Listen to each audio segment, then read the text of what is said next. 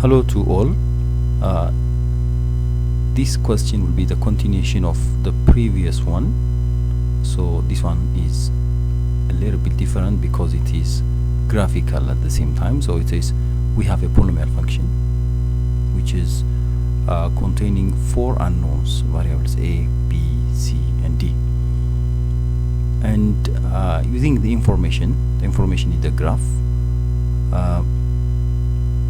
find the values of a, b, c, and d.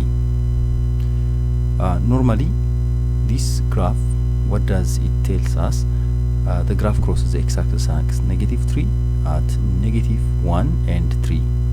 These are the zeros, so x is equal to -3, x is equal to -1, and x is equal to 3 are the roots of the polynomial, and it is a degree 3. And at the same time the graph crosses the y-axis at -3. This is the y-intercept.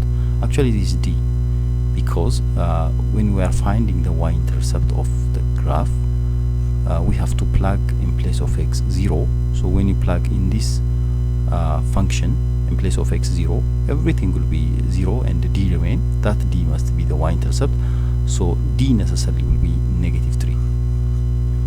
And our function f of x, it can be written as a times, x minus the first root, which is -3, so I can say x plus 3, again x minus the second root, which will be plus 1, times x minus the third root.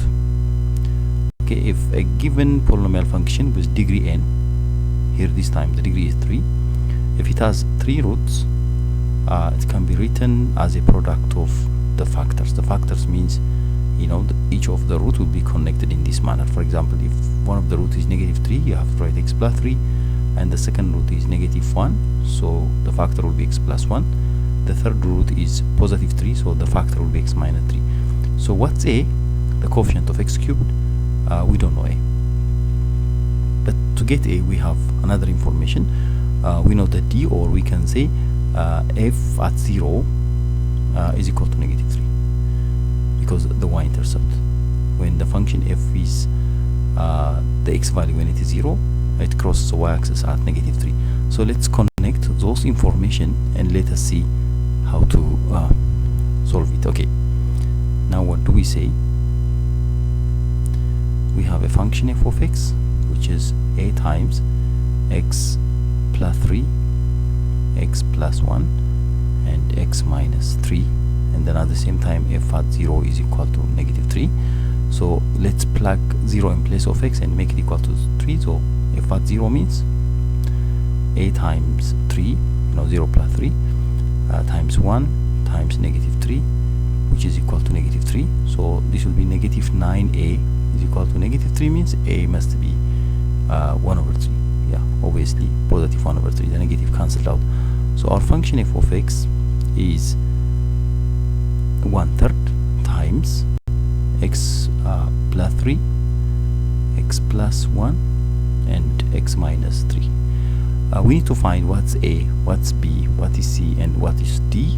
D already we got it, -3, no need to worry. But to get a, b, c, d, we need to multiply here. Everything has to be multiplied, so let's multiply it. So when you multiply and finalize, it will be 1/3 x cubed plus 1/3 x squared minus 3x minus 3. This is f of x. This is equal to what is given at the beginning, x cubed plus bx squared plus cx plus d. So now these two are equal, means the coefficient of x cubed to the right side, it must be the coefficient of x cubed to the left side. So a is equal to 1/3, and the b must be 1/3 again.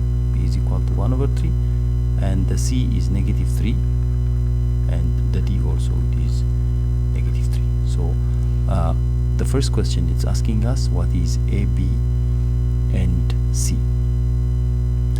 The second one, what does it says? Let g of x be -3/4 times f of -2x plus 1. Find the coordinate of the point where the graph of y is equal to g of x intersect the x-axis. That means we are asked to find the x-intercept. what to do again.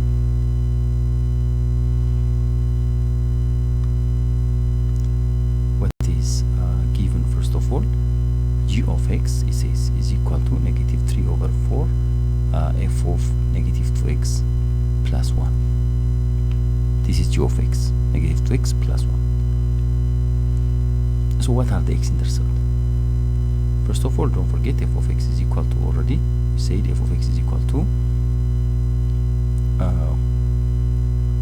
1/3 in bracket x plus 3, x plus 1, and x minus 3. This is f of x.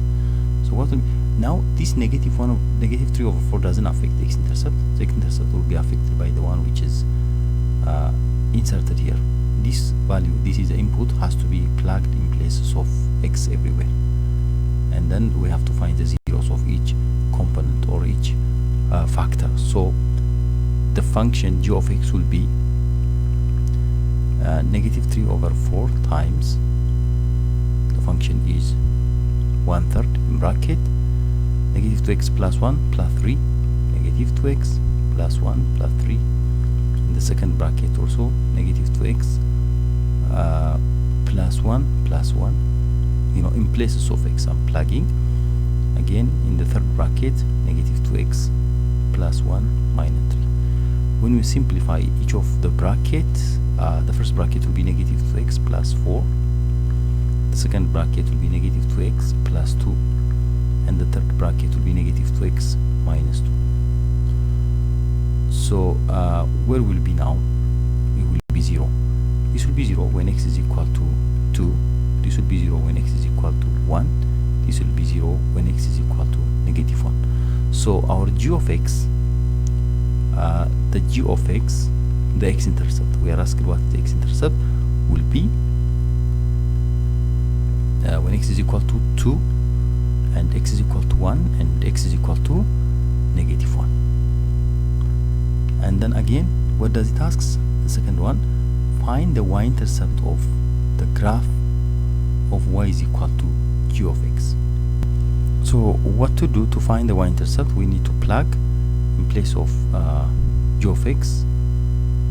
In place of g of x, we need to plug 0, and in place of x, it must be 0. So the only thing what we can do here to find the y-intercept means it is x should be 0. So now we know the g of x. This is g of x. By the way, let's rewrite it, the g of x in the new page. Before we do that, let's be sure what we have here. Look, 3 cancel by 3, so we do have negative 1 over 4 in bracket, the first bracket here, the second bracket here, and the third bracket here.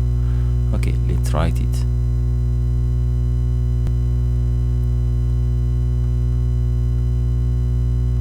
So g of x is equal to negative 1 over 4 in bracket negative 2x plus 4, negative 2x plus 2, and negative 2x minus 2. That is g of x. Here it is. Everything is stated here already.